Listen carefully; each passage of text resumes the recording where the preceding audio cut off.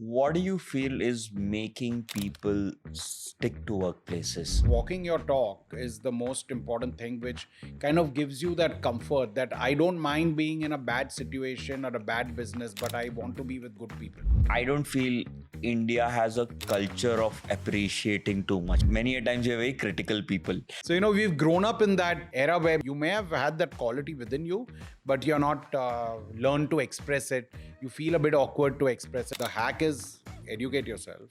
I did need to evolve from being an Indian employee to a global employee. Honestly, as an employee, if I'm at the junior level, whatever might be the culture of the organization, what my manager says is my culture. I've begun to have a concern with the word recognition. The reason is that what we really want is appreciation for our people. We want people to feel important, what they are as individuals also, apart from just knowing that I did a great job. Let's say someone's performing really well, but is not a culture fit. And whatever might be the X culture, what would you go with? You're a business leader who manages a great P&L and there are business pressures, quarter-on-quarter numbers. That's reality as well. Would you go with performance or would you go with culture alignment?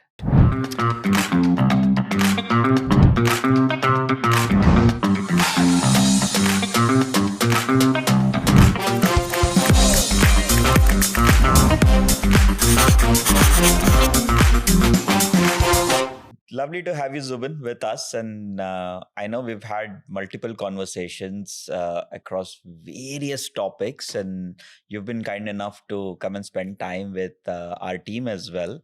It's always lovely to get your perspective, get your humor.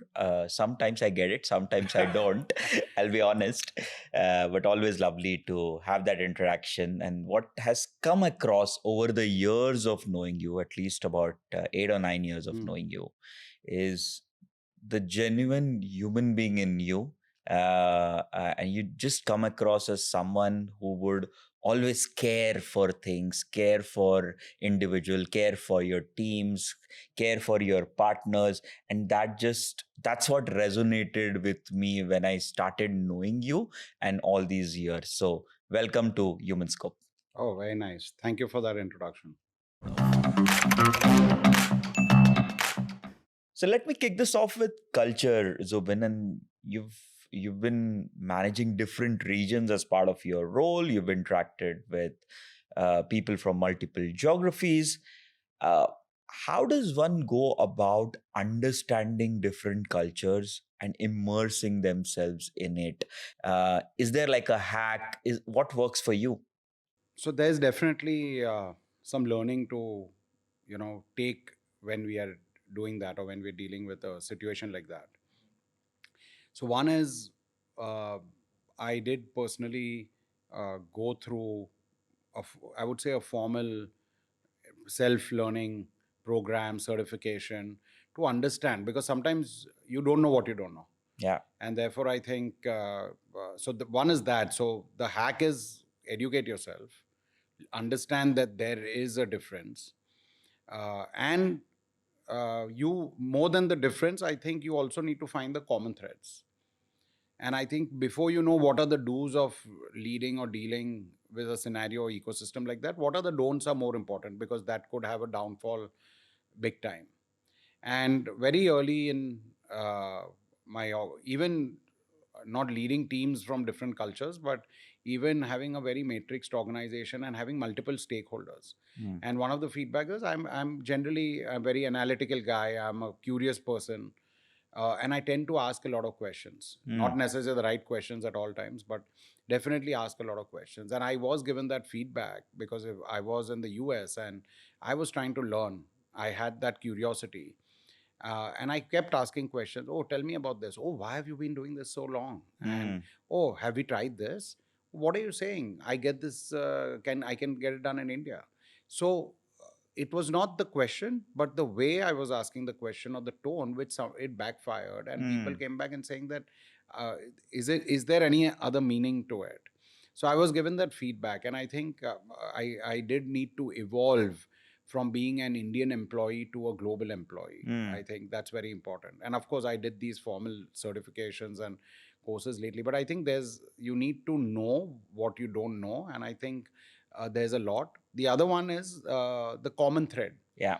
So the common thread being is, at the end of the day, we are all humans. We, your Maslow's hierarchy, or you basically align or value certain softer aspects of, feeling important, validating that your role plays a bigger impact. The purpose bit comes in, where people or employees like to be linked to the purpose of why they are doing it, and not just what they have to do.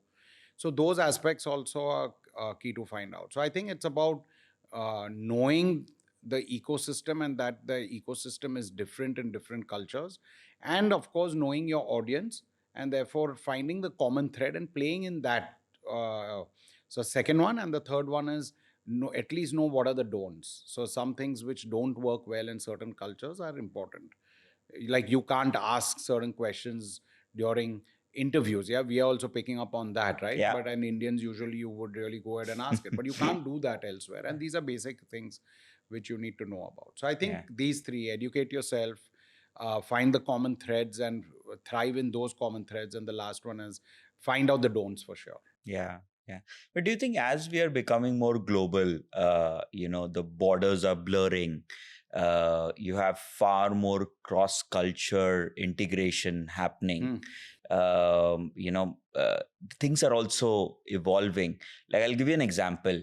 When we started building People Matters in Southeast Asia, we incorporated in Singapore. This is about 8 years back.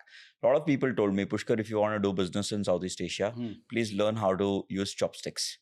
Because you're going to catch up with a lot of people. And if you don't know how to use chopsticks, you're never going to be successful, or you're never going to be in the inner circle while you're having food. And I'll be honest, I tried, Zubin, taking some inputs and doing, but it was not coming naturally to me. And I said that, is my conversation going to be more important, or I only think about being inclusive and, becoming extra cautious while I'm having food? I'm happy to say that, people have been totally comfortable and understanding that, hey, he doesn't use a chopstick, why don't we give him a fork? And that happened with me in China as well, in Hong Kong as well. So is this whole notion also evolving as per you? Because I feel that, sometimes it is okay to not totally give in and totally change who you are as an individual. I would say, like, from where I come in, never change who you are, right? So I don't think there's a discussion. I think you need to bring clarity to the situation, and you need to bring crispness to what your identity is. I don't think I've learned it from my super bosses and my boss at one point, where just being transparent, this is who I am, I don't know. So can you please, with that genuine interest of learning, and is it okay if I do this? Am I hurting your sentiment? If I use a fork, is that hurting your sentiment? Is that okay if I can be myself, right? And I think it goes very well. They appreciate someone who's able to create that, bring that identity, be genuine. And honestly, I don't know any other way. So that's the thing, I think I don't know any other way. I'm just comfortable in my own skin. But you are sensitive to the opposite person. You bring it up, you ask questions to check on that. It's important to check on that, knowing your audience bit, which we spoke about a little bit. And I think it works. I think because they also understand it's a global setup, and they do understand that they're also going to interact with people who have different tastes, cultures, preferences. And it's about knowing your audience. So be yourself. Lovely. Yeah, I am a total advocate of that. Being who you are. I think that really matters. So let's take this one step further. Now, from countries, we have organizations that have their own unique cultures, and you've worked with so many of these organizations, so many of the CHROs, CEOs, and each for their own, and there are different kinds of cultures where, people evolve. In your opinion, in your experience, what have been a couple of cultures where you feel people are really able to evolve, thrive? Can you give us an example of couple of these cultures? What are those traits where people really thrive? I'll give you an example of me, because I'm thriving at the place I am right now at this point of time. And I think there are two things which, or one thing which can be duplicated in most other companies. And the single foremost thing is that we walk our talk. So I think what I've heard in the boardrooms, what I've heard in my conversations when I'm one-on-one with my leaders, and what we send messages to the masses, and even in our actions, are totally aligned. So when there is clarity, when there is genuineness, I think whatever it is, whatever you are passing on to your teams, as long as there's genuineness, there's clarity, because sometimes it doesn't have to be in favor of all employees. Everyone doesn't necessarily has to align to Yeah. what that is, but you bring that clarity, you explain the situation, you explain why that decision may have made, and you choose your priorities. You can't do everything that everyone wants, I think. So therefore, walking your talk is the most important thing, which kind of gives you that comfort that I don't mind being in a bad situation or a bad business, but I want to be with good people. Yeah. And I think that is the single most thing, where I think that's the foundation, where, and also in your tenure or in your long run, law of averages play out. So what happens is that at times, you as an employee, we also need to know that it's a journey. Decisions may not always favor you or your expectations, but in the long run, we've seen where decisions are made. I thought it was wrong. I went by it because I know that my information or my limited information allowed that decision to be called wrong because it was in my perspective. But in the larger scheme of things, I've seen 2 years later when I realized, yes, that decision was right for the organization, for our teams, for my team, and I would have felt otherwise. But when we signed up, I aligned and ran with that decision only to realize later, and vice versa. Yeah. We made decisions where I've expressed my opinion, and it's gone both ways. So I think one is that transparency, genuineness, walking the talk, which is a must. And in most cases, leadership at the largest level want to do that, and it's mostly in the percolation down of the behaviors and the decisions and the effective communication through which it goes. There is a gap and a loophole which falls. So I think one is where I feel this in all cultures throughout the world, I think this parameter clearly gives that safety for that individual to start being themselves. Yeah. And thrive and do express themselves the way they want to express. So I think that would be the single most important thing at this point of time. Of course, then there are various tactical methodologies and strategies which you need to be aware of. Like we spoke, there are softer aspects of for individuals to thrive, of knowing that they are valued, knowing that there is an opportunity for each one of them parallelly, vertically. And I think all of this is, if it's called out, if it is transparently communicated to them, so be it. They know where to set their expectations. And one is that, and then I think even our individuals need to take a call if they fit into that culture. Yeah. If you can identify and be crystal clear of what you stand for as an organization, you will attract and retain people who thrive in such ecosystems. Everyone's not going to thrive in the identity you create for you as a company. And therefore, that also selection happens along the way, and people stick around, and because they are best suited for that environment. Let's say someone's performing really well, Zubin, but is not a culture fit, right? And whatever might be the X culture, what would you go with? You're a business leader who manages a great P&L, and there are business pressures, quarter on quarter numbers. That's reality as well. Would you go with performance or would you go with culture alignment? And can individuals be coached on culture alignment as well? So 100% culture alignment, no discussion about that. But yes, there is a coaching, there is ability to fail or opportunity to fail being given. We need and expect, or rather I would need and expect the employee to listen and make an effort. If we see an effort being done and we see that the individual is genuinely listening, that's a starting point, because it may take longer than you expect, but we would give that make that effort to make that happen. But clearly not at the cost of performance. It's not like you cannot perform and you're a great culture fit, because a culture by definition, like in our case, is a high performing culture. So you have to be there, but you may yet not be a fit in the way you communicate, in the way you make decisions. You may be making it in silos. You're not taking a holistic perspective. So things like that, the way you're communicating, you're not understanding different cultures, and you're turning out to be very curt and saying it like it is, but then you're hurting someone's sentiment. You can say it like it is, but you have to say it respectfully.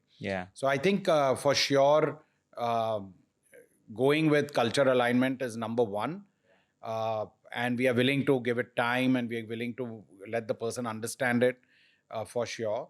And then, of course, performance coming in. I mean, that is a must-have expectation. Yeah. In our case, in People Matters, we actually break it down to behaviors. And what we track is, what behaviors is that individual displaying, and is it aligning with the rest of the team or the culture of my organization? And if we see misalignment, there are about 4 values that we have.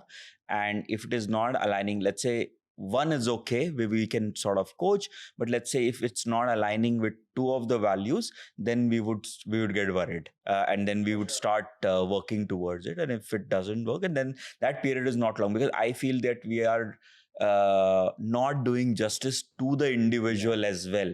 It's his or her career, big time. And if I know that that person is not going to evolve in my culture, there is definitely 100 places out over there where this individual can actually thrive. Then might as well help that person find a better place or a better destination where they will thrive.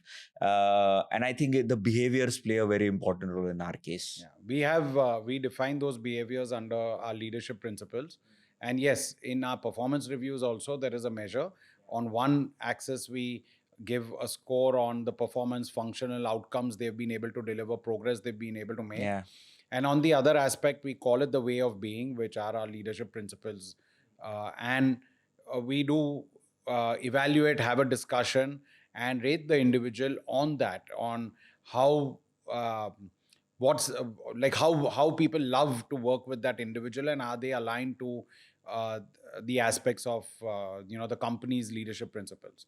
So we do that. Of course, we have to basically measure both of them. Lovely.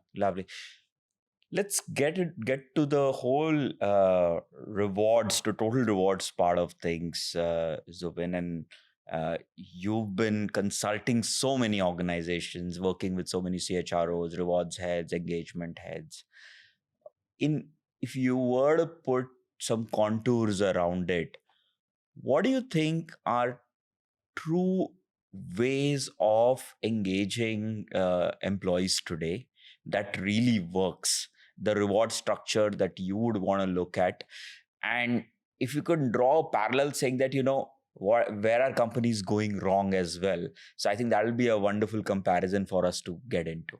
So I think the starting point, I think the biggest concern or difficulty for me to effectively execute a successful consultation or a framework or a solution we are providing, or even a conversation. When I'm having a conversation, it's difficult to get to the end objective or success, is when there's no definition of end objective. So at most times I've seen, when we look at a reward framework, a compensation framework, or whatever you call it, the outgo of the organization for the employee, at most times we need to first define as to what do you want to achieve out of it. So that's the starting point, the strategic objective. And at most times, even if people want to achieve it, retention, or it could be create a better belongingness. And most times organizations have got to the point to say that we measure belongingness from the survey score. It's a good start. It's qualitative in nature, saying that what employees feel actually is there. But we are not able to quantify it, or we've not seen many assignments which quantify and measure business outcomes, even measure ROIs on the investment being done. Because you have X funds, you can decide on where to invest, because you said what's really driving that engagement. So I think if we can define that, it's a great starting point, and it makes everything, it's a leaner and more efficient process and even cost effective to now execute or do what you want to do. So I think that would be the single most important thing we're looking at this point of time. That's a good starting point, I would say. What do you feel is making people stick to workplaces? Like, break it down for us. What are like 3 or 5 things that you feel today's workforce, and then we have multiple generations as well, is saying that, this is why I would want to work over here or stay over here. So I think people want to be obviously happy, or because they're spending so much time here, and it's an important part of their life. It is sometimes their life, right? In Yes. most cases, right? Yes. That is most important to understand, and therefore I think first is, of course, you take care of your basic requirement. A fair compensation is what I would say, and then of course a physical and a mental well-being situation, or a benefit situation which organizations or employees would expect from organizations. So that we call it in our research also, saying that you're surviving in an organization, or that's the foundation expectation of that. And we have recognition also that the identity of the individual, or the value of what you're doing, how well you're doing it, validating that individual is something which is within the survival phase at that point of time. Okay. Now we want like when we want people to stay and thrive, or actually look at opportunities, you're looking at other aspects of it, being skill building, being flexibility that they're looking at this point of time, and you're looking at career progression, career development going forward. So I think these are the areas: upskilling, skill building, opportunities which are provided for them. So I would say opportunities for personal growth within that space. And then, of course, you're looking at flexibility, and flexibility in the way I work also. It's not where I work. Yeah. It's about the way I work, the way I'm able to express myself, so on and so forth. So I think this is what's becoming the, I would say, not just the framework, but also in terms of the components of what organization employees are looking at from organizations, and each one to his own. It needs to be hyper personalized, no question about it. So if we have these components, and then it's hyper personalized, because something is more important to the other person, it's the phase of life that the individual may go through. So you have to drill down to the, like you hyper personalize for your end customer, you personalize it. Your employee is like your customer, you treat him as the last decimal point of your whole ecosystem when you're looking at an employee. So I think hyper personalizing that aspect, and I begin to call that saying that now, apart the quantified amount really for the employee is the starting compensation, but even your mental well-being and physical well-being, and then all the other aspects along with recognition are your emotional uh, compensation, where you have a deeper connection with the company, because with all those components you're building a deeper connection with the company, you're creating a belongingness with the organization.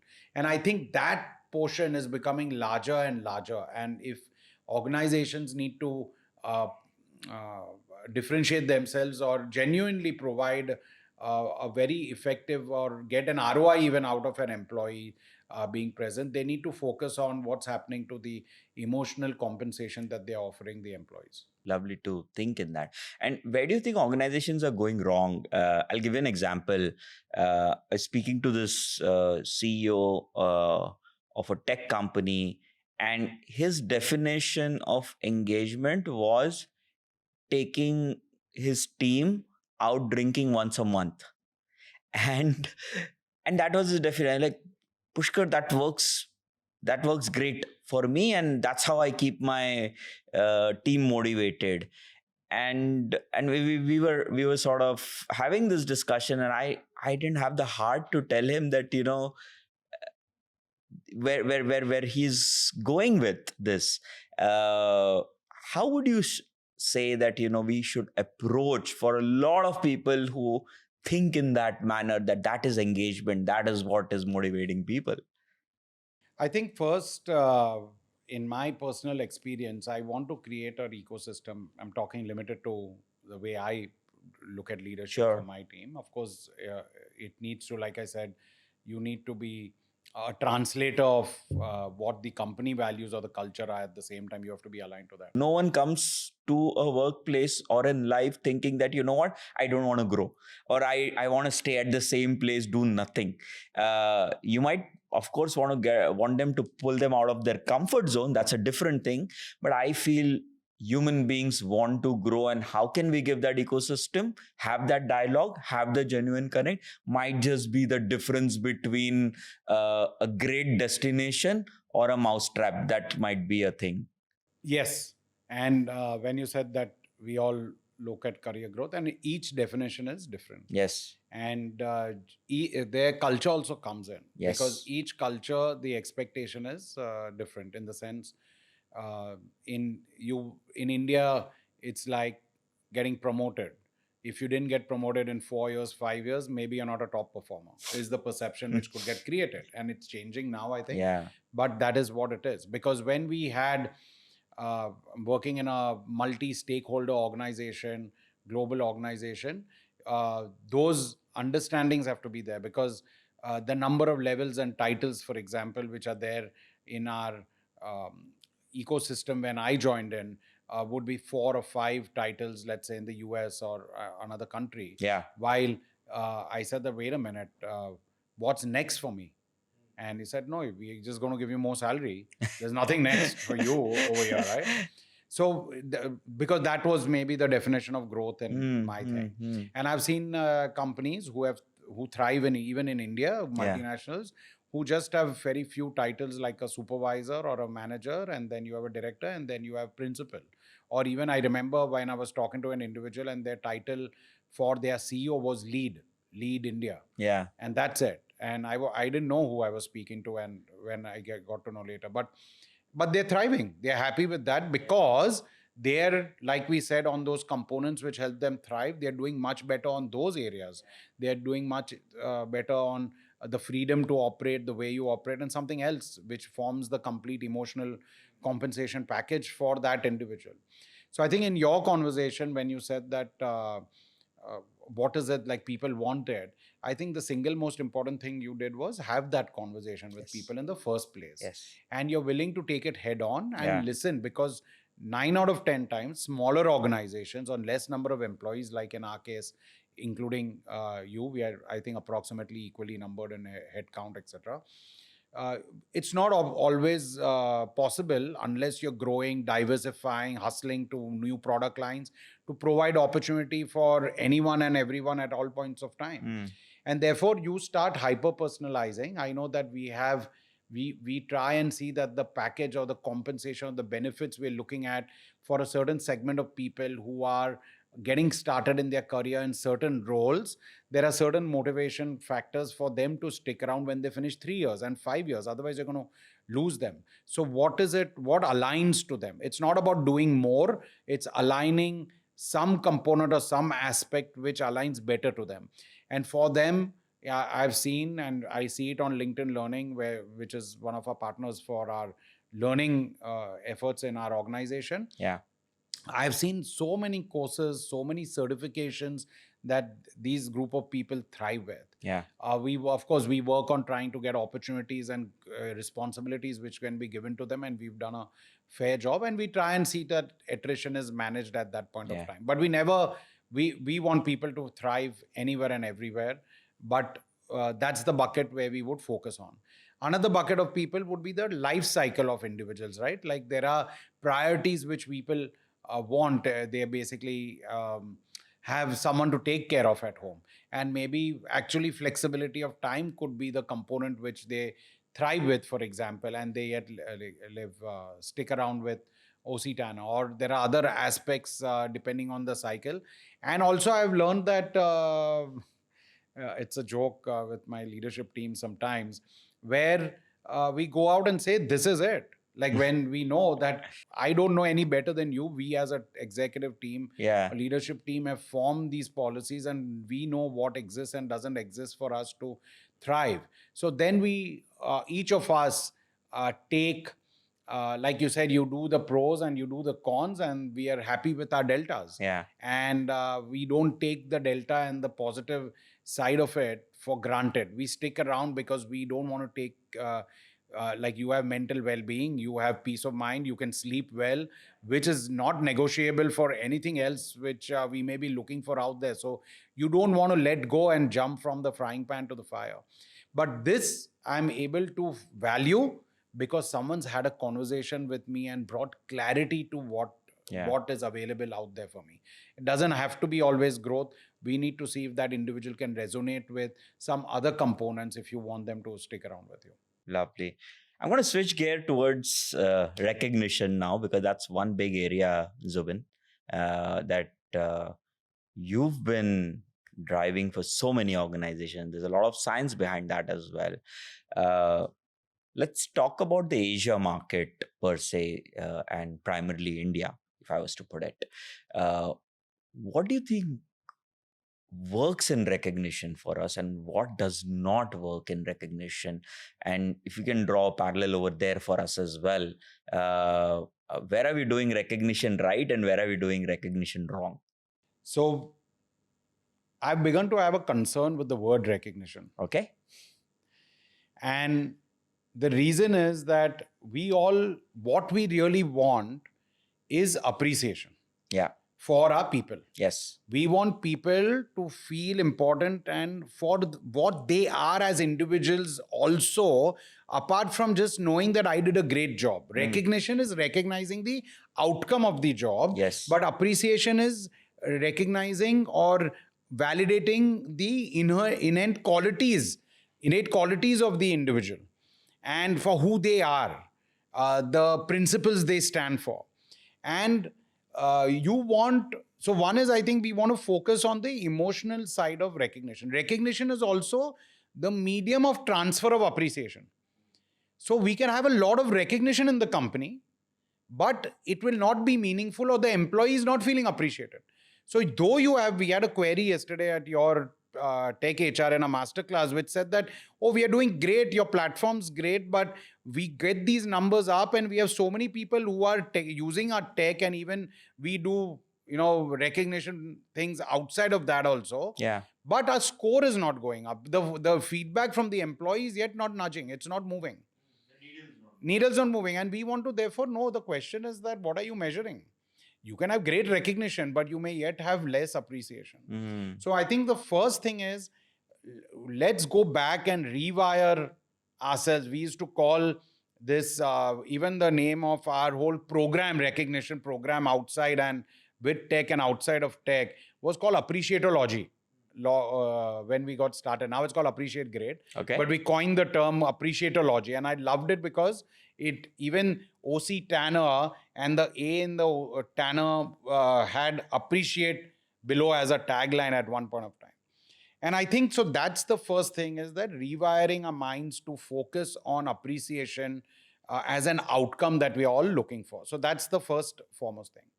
Secondly, in today's day and age, thanks to technology, remember that technology coming in enables the spreading and making recognition or appreciation easy to do. It does not happen on technology. The emotional transfer and the feeling for that employee is not going to give you that, it won't give you that ROI only by using technology in itself. Okay. So my concern is, use technology as an enabler, use it as a tool which throws out data, insights for you to play with.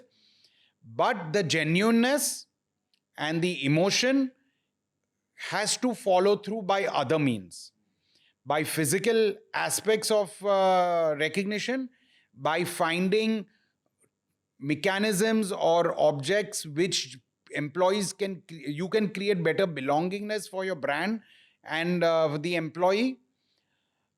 The other aspect is communication, because if I'm appreciating you or recognizing you, what do I say? How genuine it is, how specific it is to let you know why I'm appreciating or recognizing you. Is that happening? Because people don't know what to say and how is it effective. They've never been coached on it.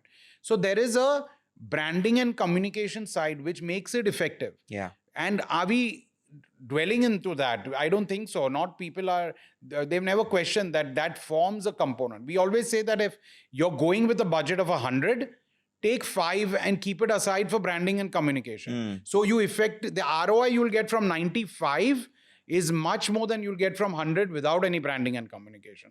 So let's do that. So branding, communication, educating, like we spoke about. Like any program, for it to be successful, you identify champions. You educate them on what it stands for and so on and so forth. And I think these are just some examples and components which we are not looking at. Yeah. And we are not investing in. It requires effort, investing, and it makes your job easier. The reason you started off doing anything like that, recognition itself, by defining it as appreciation and then going across the spectrum of technology, research, branding, communication, education, analytics, all of those components are getting neglected. And most of the time, people feel that if I automate and I use technology, my job is done. It's a beginning, it's an enabler. You laid the pipeline to make things easy. But all these components are so important for getting a better ROI and making it effective for the employee. Because you as an organization are doing something, genuinely you want to do something, but you're not leveraging the framework, expertise, benchmarks of the industry and so on and so forth. So I think, again, it's the elevation, the need of elevation in this whole space, which is totally missing. Do you think there is a divide when you look at the very term appreciation? So first is, I don't feel India has a culture of appreciating too much. Let's start with that. We don't appreciate too much, right? Many a times we're very critical people. So one is, going out of the way and appreciating someone. One needs to go out of the comfort zone. Also, there is this divide that I'm starting to see where, necessarily from the upbringing that you and I have had, we didn't have appreciation so much. And then there is this whole generation that's coming into the workforce that has got so much appreciation. Like every small thing they've done in life, they've got appreciated for it, right? Now, suddenly they've entered this dog corporate culture, and my manager is not appreciating the way my teachers were doing. My manager is not appreciating the way I was appreciated at home, right? So is it like the start of a big divide in the whole appreciation approach, and what could be done as part of that? So I would like to call the divide. There would be some, I would not say divide, and it's not like a total siloed ecosystem in organizations, but the divide is in the expectation out of leadership. So it's because I feel appreciation is to be embedded into your day-to-day leadership style. It's not something separate. It's not a separate initiative. It's how you work as a leader, right? It's a leadership quality. And I think it has to also be genuine and natural. So it has to come one-on-one, on the spot, in the moment. You catch it just saying, well done, thank you, appreciate you staying back, whatever it is. Yeah. So I think it's the question is on the style of leadership. And I agree with you. I'm equally in that bucket of people who've not grown up to be taught of expressing. You may be kind, but you're not taught of, you're in fact questioned because you think that, oh, what does this mean? It could mean something else the way you've grown up. Saying thank you, saying I love you, saying I'm sorry. Yeah. Those things we've not been brought up with. And I've seen in different cultures, going back to cultures, Yes. they're brought up with that. Yeah. And I've at times when my boss would say, great job, Zubin. And you're like, I'm just doing my job. Why are you telling me great job? Oh, thank you. And even genuine concern, like when you have, you're not well, and you say, I'm kind of running a cold and all that. Oh, I'm so sorry that you're going through this. Like, I've been going through this like literally every week, maybe. Like, why are you sorry? So you're genuinely expressing yourself, and they genuinely are concerned. No, stay back home and you don't need to come to office. And I'm like, no, I want everyone to come to office.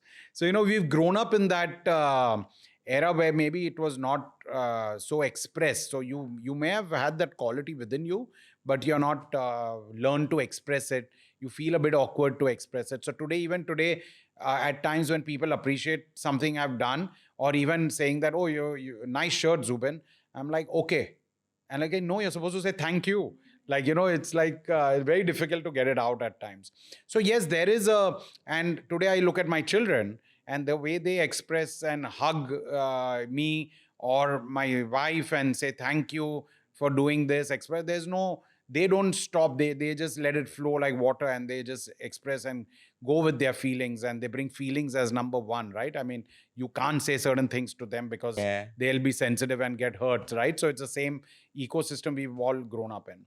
So I think there is a divide, and you're looking at basically it's the gap is in the leadership expectations that now your new audience or your team you're dealing with, and therefore being educated, understanding your audience, and like I said, you don't need to change the principles of your leadership, but communication and articulation form a big component of leadership, and therefore you need to learn how to now maneuver that while leading teams with that new crowd which is coming in.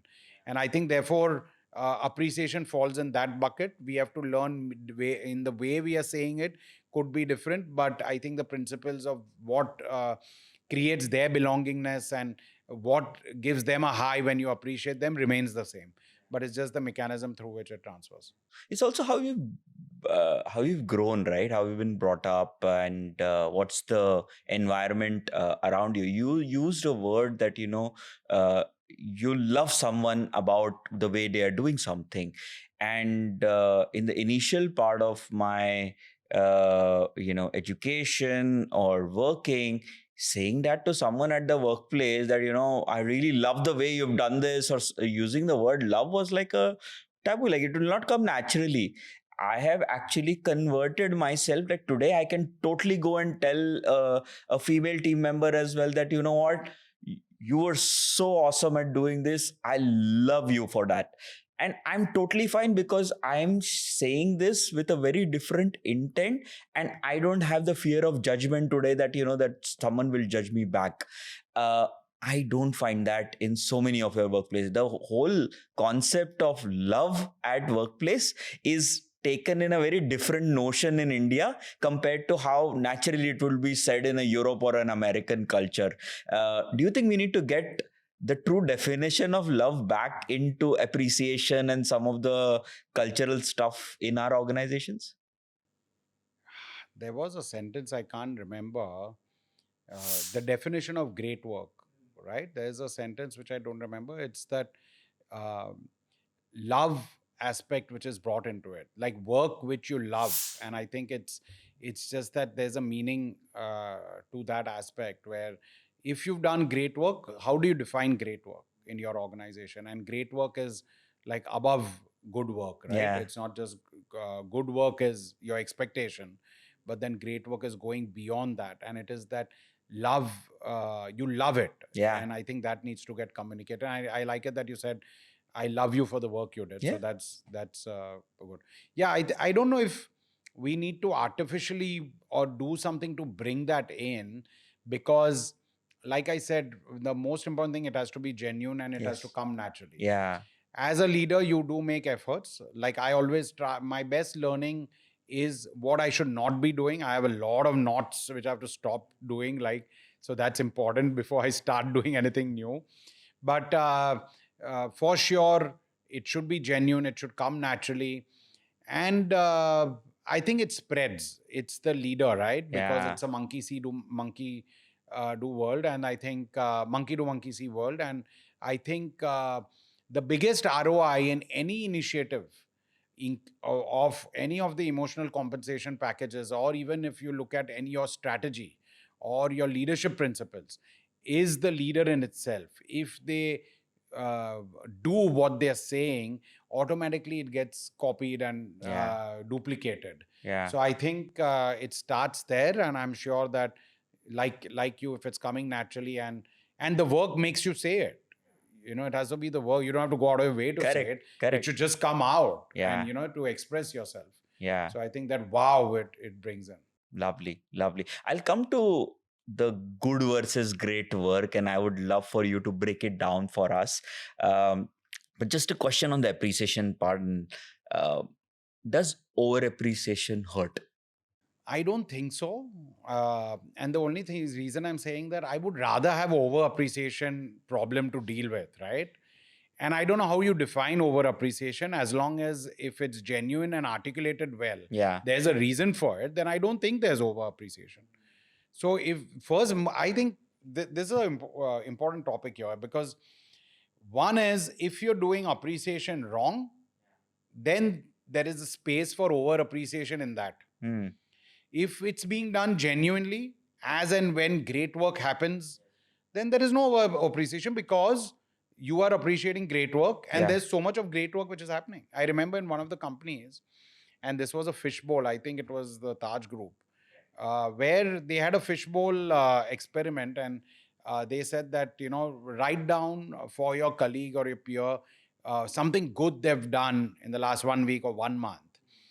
And they collected a lot of these chits and papers, and when the leadership started picking it and reading it, and there was less of digitalization that time, and I think that example came up saying that we were shocked and amazed to see the kind of good work or great work happening everywhere else. Otherwise, I didn't know. That's where technology comes in. It brings Yeah. dissemination of that data and people visibility. It increases visibility. Correct. But it has to be genuinely written. It has to be not written by AI. It has to be written by the individual, hyper personalized to that individual in that given situation for the work that is being done. So I think, therefore, there's no over appreciation. If there was great work, you might as well give it on the spot. It doesn't have to be monetary, non-monetary, but Yeah. it needs to be said and validated. I remember one of my bosses saying that, what's the worst thing you can do when great work happens? And that is nothing. You are validating that you working hard, Yeah. you delivering great work. Yes. Doesn't matter. It doesn't matter to the company. So How long? silent skill set. How long are you going to do it? Mm. Say, I'm not valued here, and not saying anything. So therefore, monetary, non-monetary, digitally, offline, doesn't matter. Go and say it. Validate that work. Appreciate that work. It's difficult. Let your articulation not be that great. They have to see it in your eyes, right? Not in your words. They have to see it in your eyes that there is meaning to it. And I think, therefore, there's no over appreciation if done correctly. The discussion comes in, like we spoke about it briefly, employee of the month, employee of the quarter. Yes, you can have Pinnacle Awards, you can have President's Awards, because you're calling out the impact Yeah. of the work done. Yes. But you can't call out, put a limit to the frequency or the Yeah. numbers, because like I said, if there's good work happening and there are 3 people who have done great work, we need to find, you can have a different level of recognition for each of them, and different meaning and verbiage mentioned to them on why they did what great work and where. But if you say only, no, you can only recognize one person this month, it's going wrong. Yeah. I think you're giving the wrong message. The other 2 or 3 who from that department also need a call out is going to get missed out. And therefore, you need a mix. The framework is important, strategy is important, so on and so forth. But yes, then in that case, there's going to be a discussion on over appreciation and so on and so forth. You don't want the wrong thing scaled up multiple times. Now, Zubin, would be the right time to give us the difference between good work and great work. And I love that philosophy, by the way. We use it in People Matters almost every single day, where we try and differentiate that, because that has really helped us genuinely do role modeling, inspire people, also to showcase to them that, what, good is not good enough. You need to strive for greatness. We need to go out of the way and do great. Same goes to customer success as well, that, what, if you're providing the value that you had promised, then that's good. Great is when you go beyond and deliver something that the customer did not even imagine, right? Break down good and great for us. And I think this is one debate we had, where we saying that, are you going to delight your customer, which is there, and then are you providing like great service? There's also that difference. Yes. Where you're going back. Yes. And I agree. But we should talk more on this. I would love to know what you're doing and how you've scaled that up. Sure. But I think in the definition of good and great, what I loved about it is that first and foremost thing is, even for any person introducing an appreciation program in their organization is they need to define what is expectation and bring clarity to that. Each role, each outcome is expected. So there is expected. So therefore, that is good work where you're meeting expectations. Okay. And I think defining good work is more important because it will bring clarity and take away subjectivity when you execute this recognition or appreciation framework, because you know now when to put a pat on the back and appreciate an effort, and when you have gone beyond, because it's about going beyond expectations, which now talk of great work. So when you have gone beyond, and this doesn't work, like you said, it's a good thing you have role modeling, etc. You said, because this, you cannot make it work if you have not defined it. Correct. As much as you can. So it's about bringing even clarity and objectivity to anything you're doing in your company. What is expected in your job role has to be first defined. Correct. And that's where your performance management, everything roots from that, saying that this is the definition. So I think for every role, every individual, so the good work is also aligned to your principles, leadership principles, aligned to your behaviors, aligned to your core values. I cannot have delivered functionally 2x what I'm expecting, but I didn't do it with integrity. Yeah. We're not living by that, right? It's not going to work. True. So I think my first thing is I love it because it brings clarity, distinction, enables objectivity.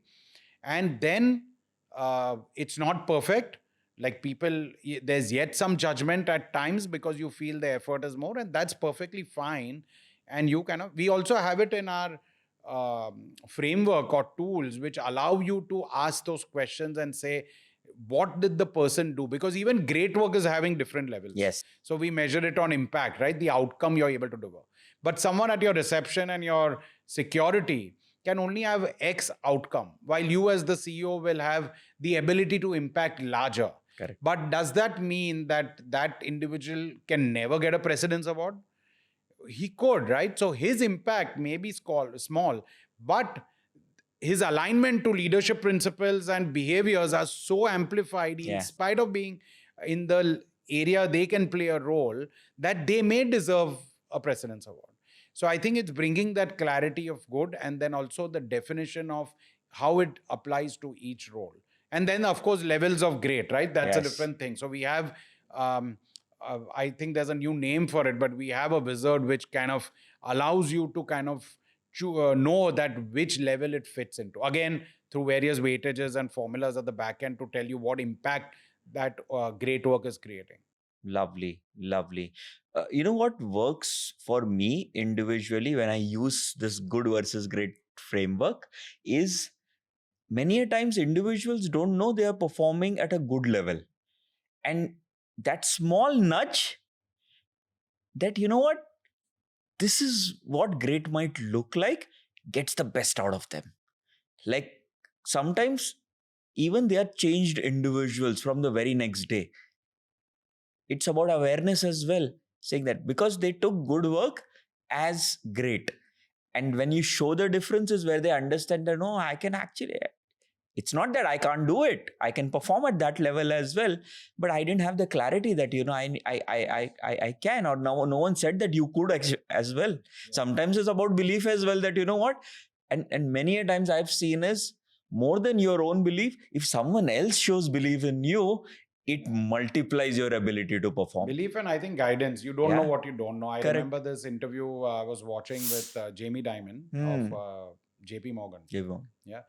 And in terms of he gave an example of when you know an individual is going beyond, is like I've had a lot of people who come and ask me questions and want to know a little bit more of what the priorities of the organization are. And I don't get excited with that individual because my priorities are mentioned in the report which goes out. It's there in speeches I've given. So it's a repeat of that question. But if there are questions which are not covered and not out there, it tells me that that person has gone through the whole research, has done self-learning, and now asking a question above what is required, even at the lowest or junior level that they have. So it brings out a quality that individual. But sometimes people need that guidance or of, because it's the first time they're doing it, they don't know where to stop, or they may feel that I'm crossing the line here if I go ahead and do it.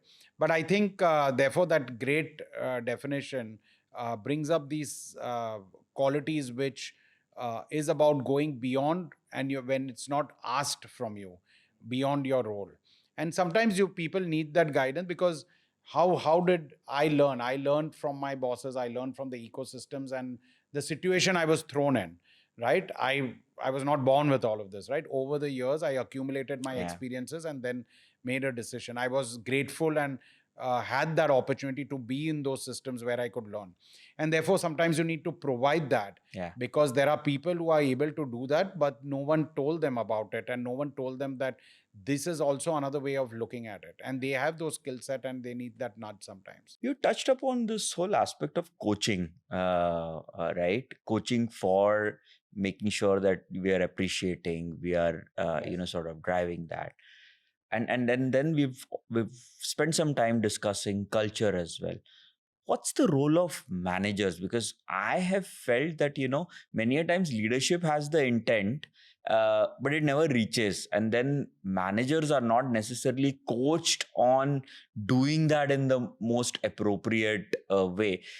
Honestly, as an employee, if I'm at a junior level, whatever might be the culture of the organization, what my manager says is my culture, right?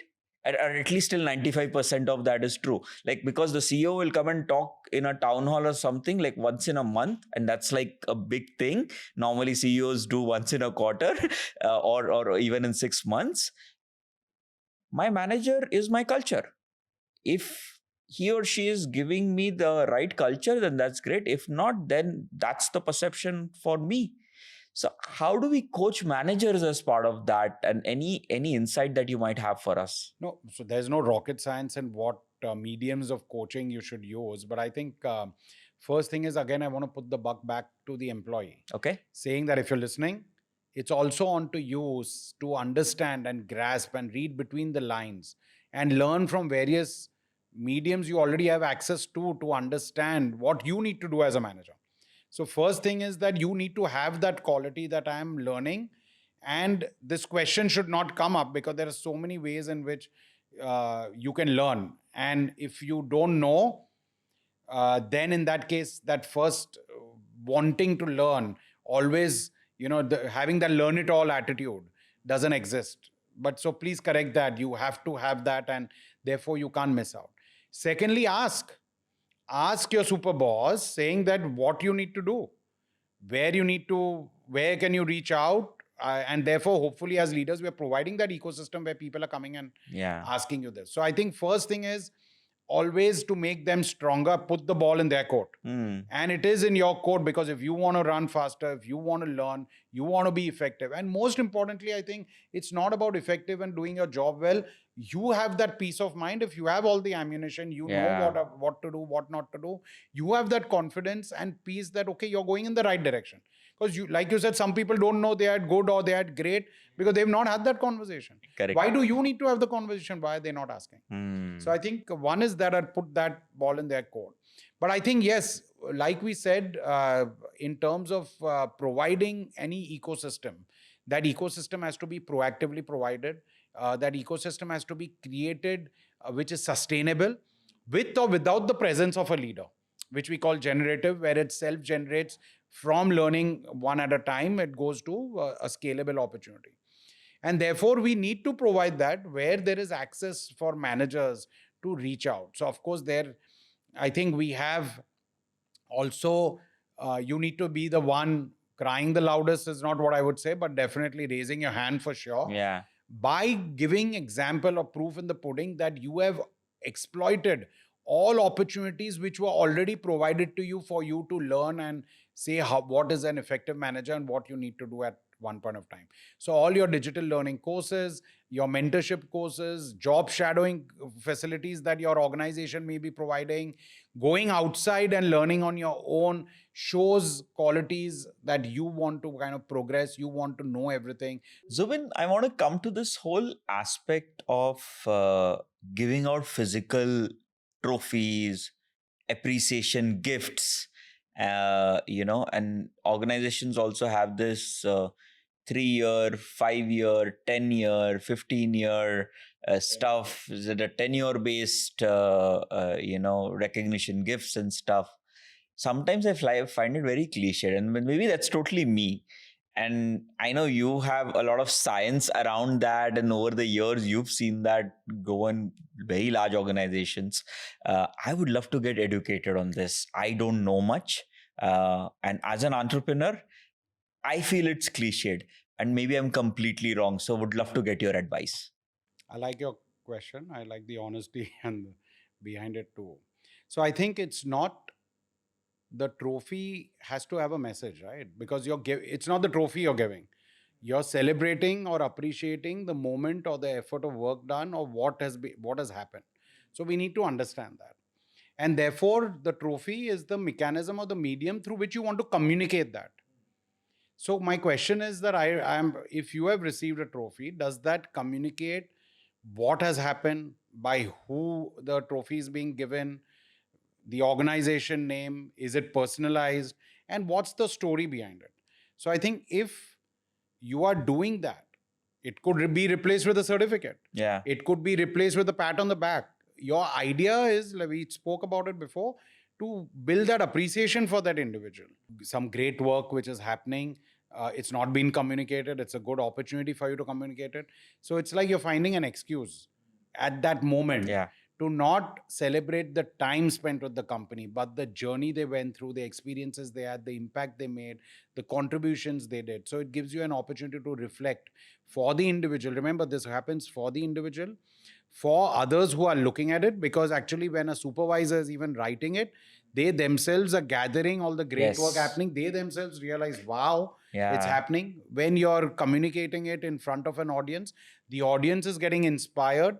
They are seeing what behaviors, what efforts that individuals have made is something what you as an organization stand for.